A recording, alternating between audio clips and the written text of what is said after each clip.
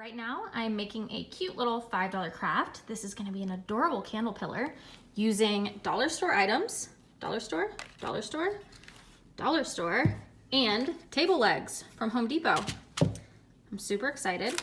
And I'm also gonna make a little vase for these adorable fake peonies. And I have super glue under there so it's drying. But step one is removing the hardware from the table leg. It's so simple. All you need is pliers. It takes 2 seconds.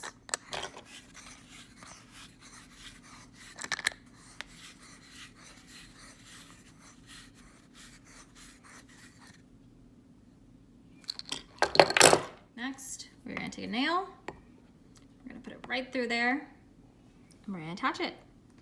Easy peasy. Yep, I can't nail this with one hand.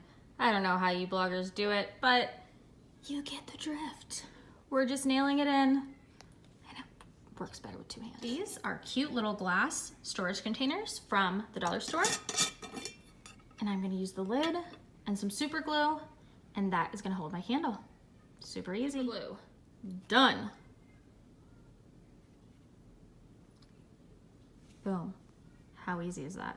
Wait till you see it finished. It's gonna be gorgeous. Now that the super glue is dry, I'm using one of my favorite chalk paints, which is Dixie Belle in Buttercream. And I'm just gonna paint the whole thing.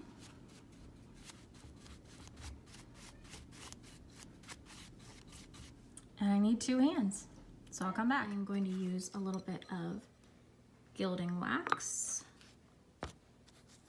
And this is safe to use with your fingers. I'm just gonna rub it on.